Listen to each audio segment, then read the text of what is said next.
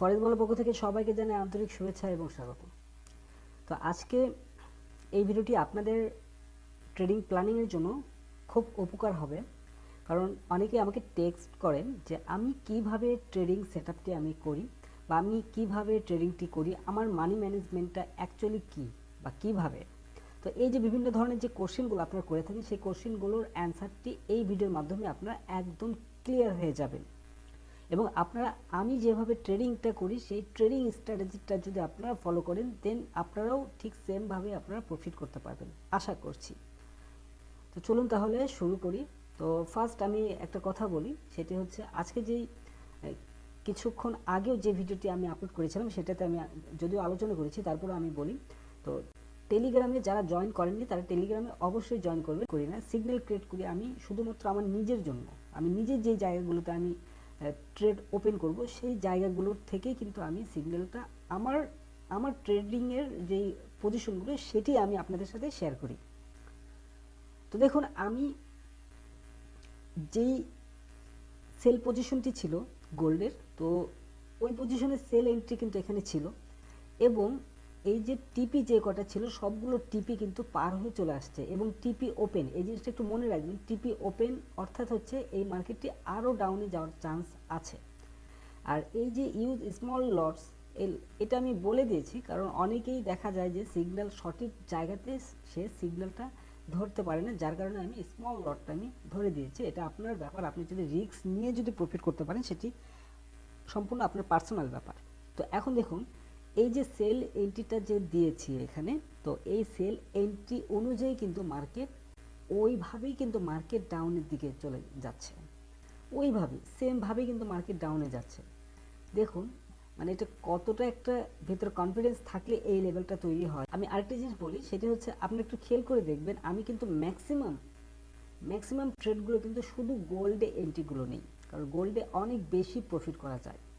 অনেকে আবার আমাকে ইনবক্সে বলে যে ভাই আমাকে একটু সিগন্যাল দিন, আমাকে সিগন্যাল দিন।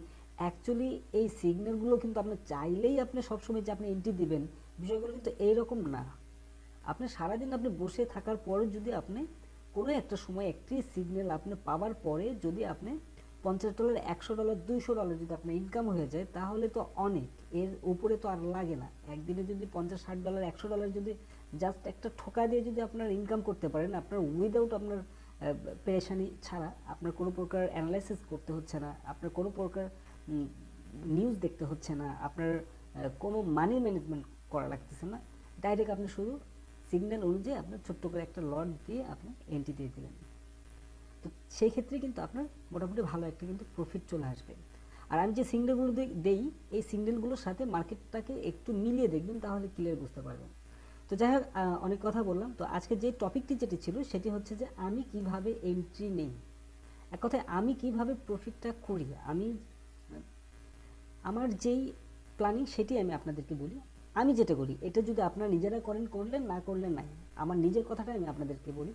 তো আমার এই প্ল্যানিংয়ের সঙ্গে আমার মানি ম্যানেজমেন্টটা আমার থাকে। ধরুন আমার কাছে ক্যাপিটাল আছে 10,000 ইউএসডি, হ্যাঁ, ধরুন $10,000 আমার কাছে আছে, কিন্তু আমি কি করি জানেন, আমি এই $10,000 কিন্তু আমি ডিপোজিট করি না। যে কি হয়েছে, $10,000 একবারে ডিপোজিট করা, তো এই জিনিসটা আমি করি না। আমি কি করি জানেন, আমি $500 করে আমি ডিপোজিট করি, অনলি 500 ডিপোজিট করব, অথবা অথবা আমি 300 ডিপোজিট করি।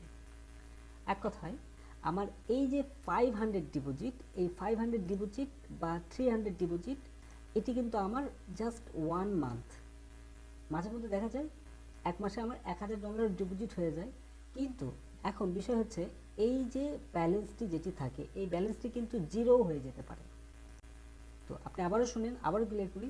এখানে আমার মেইন ব্যালেন্সটি কী হয়েছে, এখানে আমার $10,000, কিন্তু আমি ডিপোজিট করেছি অনলি 500 অথবা $300 ডিপোজিট করেছি। এখন বাই চান্স মার্কেট যে আমার দিকে আসবেই এমন কিন্তু না, কারণ এই মার্কেটটি এমন একটা মার্কেট আপনার কথা শুনবে না, কারো কথাই শুনবে না।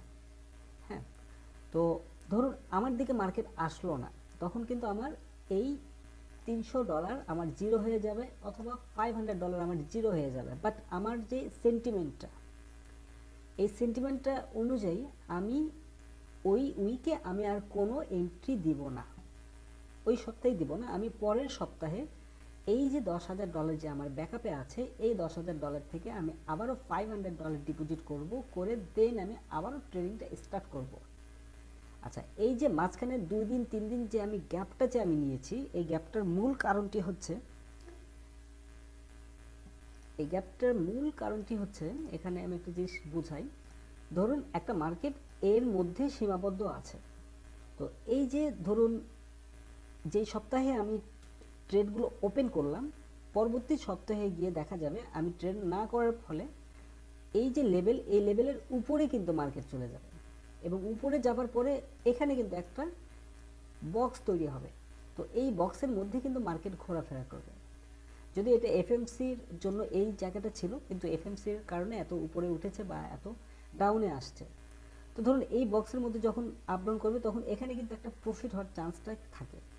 আর একটা জিনিস খেয়াল করে দেখবেন যে কোনো মার্কেট, নট অনলি শুধু গোল্ড মার্কেট, যে কোনো মার্কেট নির্দিষ্ট একটা জায়গায় কিন্তু সারা জীবন থাকে না। ওইখান থেকে কিন্তু মার্কেট কোনো না কোনো দিকে কিন্তু মার্কেট যাবেই, যেভাবে হোক না কেন কোনো না কোনো দিকে মার্কেট যাবে। তো এই হচ্ছে মূল ব্যাপার। তো আমার মানি ম্যানেজমেন্টটা হচ্ছে আমার এই $10,000। এখন আমার এই $5,000 থেকে $500, ধরুন আমি 500ই ধরে হিসাব করি, আমি 500 আমার ডিপোজিট আমার 500। তো আমি অনেক রিস্ক নিয়ে ট্রেডিং করি। তো এই যে $500 ডিপোজিট করলাম, এইটা থেকে আমার এমন হয় যে আমার 1 উইকে আমার $5,000 মতো হয়ে যায় প্রফিট আমার $5,000 আমার প্রফিট হয়ে যায়। এখন এই যে $5,000 যেখানে প্রফিট হয়ে গেল, এই উইকের মধ্যে মাঝে মধ্যে দেখা যায় কোনো কোনো জায়গায় গিয়ে দেখা যায় যে এখান থেকে আমার $2,000 মতো আমার লস হয়ে গেল। $2,000 আমার এখানে লস হয়ে গেল। তার মানে আমার অ্যাভারেজে আমার প্রফিট কিন্তু থাকতেছে আমার $3,000। আচ্ছা, তো এই মূল যেই থিওরিটা, এই থিওরির উপর ভিত্তি করে আমি এখানে ট্রেডিং করি, যার কারণে আমার মাঝে মধ্যে দেখা যায় যে এমনও হয় যে আমি 500 বা $1,000 ডিপোজিট করেছি, সেখান থেকে আমার 11,000, 12,000, 16,000, $15,000 পর্যন্ত আমার প্রফিট হয়ে যায়। তো এখন আমি আপনাকে একটা বিষয় বলি। ধরুন আমি $500 থেকে আমি অ্যাভারেজে $5,000 আমি এখানে প্রফিট করলাম। অনলি আমার রিস্ক কিন্তু $500। এখন অনেক ট্রেডাররা যেটা চিন্তা করে যে মান্থলি একটা হিসাব করে, মান্থলি কি হয়েছে, মান্থলি কত পার্সেন্ট প্রফিট হতে পারে। তো মান্থলি যদি আমি প্রফিটের হিসেবে যদি আসি, মান্থলি 20% প্রফিট ধরলাম। এখন বিষয় হচ্ছে 20% যদি আমি প্রফিট ধরি, তাহলে আমার এই $10,000 থেকে আমার $2,000 এখানে প্রফিট আসবে। ধরুন আমি এখানে $2,000 আমার প্রফিট আসলো। এখন এই যে $2,000 যে আমার প্রফিট এখানে আসলো, এই $2,000 প্রফিটটা এমনও সময় হতে পারে, এমনও সময় আসতে পারে যে এই $10,000 মধ্যে প্রায় 3,000, 4,000, $5,000 পর্যন্ত কিন্তু আপনার মাইনাস পজিশনে চলে আসবে, একদম মাইনাস পজিশনে চলে আসবে। এক কথায় ইকুইটি আপনার কমে যাবে এই $2,000 মাসে যদি আপনি নিয়ে আসতে চান, বা $1,500 যদি আরও রিস্ক ফ্রি ভাবে যদি নিয়ে আসতে চান। কিন্তু মার্কেটের কিন্তু কোনো গভীরতা নেই। এই মার্কেট এমন একটি মার্কেট, ধরুন আমি ধরে নিলাম যে আপনি এন্ট্রি দিয়েছেন, এই পজিশনে এন্ট্রি দিয়েছেন, আর কোনো এন্ট্রি দেন নাই। এখন এই মার্কেটে যে এই যে এত নিচে যে চলে আসলো, এত দিন পর্যন্ত আপনি কি অপেক্ষা করবেন, বা আমি কি অপেক্ষা করব এত দিন পর্যন্ত? কাজেই আমি মনে করি আমি অল্প ডিপোজিট করব, অল্প ডিপোজিট করে আমি প্রফিট নিয়ে বের হয়ে চলে আসবো, হিউজ পরিমাণে একটা প্রফিট নিয়ে চলে আসবো। তো এটি হয়েছে আমার মূল থিঙ্কিং। আর মার্কেটে সবসময় আপনাকে সুযোগ দিবে না, তবে সুযোগের ভাগটা সবসময় বেশিই থাকে ফরেক্স মার্কেটে। এটা কোনো জুয়া না, জুয়ার মার্কেটে কিন্তু সুযোগের ভাগ কম থাকে, কিন্তু ফরেক্স মার্কেটে কিন্তু এমন না। যদিও আমার জুয়া সম্পর্কে আমার ধারণা নেই, জুয়া আমি কখনো করিও নাই। তো যাই হোক, এই হচ্ছে মূল ব্যাপার। আর এই মার্কেটটি এমন একটি মার্কেট, আপনি যদি চিন্তা করেন যে আপনার লাইফের আপনার ক্যাপিটাল আছে, কত আছে, আপনার $1,000 আপনার আছে। এই যে $1,000 আপনি ডিপোজিট করলেন, এই $1,000 আপনার লস হয়ে গেল। আপনি পরবর্তীতে কিন্তু এটা রিকভার করার জন্য আপনি কোনো ব্যালেন্স খুঁজে পাচ্ছেন না। তাহলে আপনার যে ব্যালেন্সটা আছে, এই ব্যালেন্সটা আপনি কীভাবে রিকভার করবেন? সো আমি সবাইকে রিকোয়েস্ট করব যদি আপনার কাছে $1000 যদি থাকে, আপনি এই $1000টাকে আপনি 10 বার আপনি করুন, 10 বার দিন। যদি 10 বারে ট্রেডিং করেন, 10 বার আপনি চেষ্টা করুন যে $1000 $100 থেকে আপনার 1000 2000 $3000 করা যায় কিনা। প্রথম টার্গেট যেটি নেবেন যে 100 থেকে আপনার টার্গেট নিতে হবে আপনার $1000 করার জন্য।